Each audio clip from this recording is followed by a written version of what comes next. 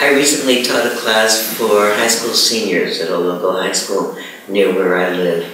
And they were interested in mindfulness, and they knew I was teaching about mindfulness. And I began by saying, how many people here think that practicing mindfulness will make them happier? And a number of people raised their hands. I said, how many people here think that practicing mindfulness will cause you to do better in school? And a lot of people raised their hands. And I said, how many people here think that practicing mindfulness will cause you to be more attentive to recycling?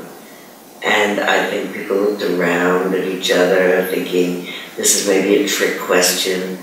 And I noticed that one of the people raising their hands right away was the biology teacher in the back of the room, and I raised my hand.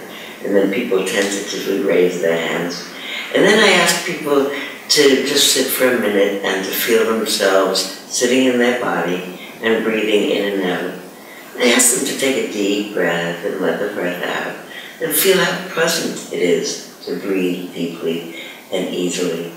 And I talked about the fact that breathing deeply and easily depends on two things. Always it depends on personal health and the viability of one's lungs, and it also depends on the green world outside that's making the oxygen for us to transform into carbon dioxide so that the green world can thrive. And the fact that the continuation of life in this world, the continuation of life thriving, depends on the effort that everyone makes to keep the world green enough.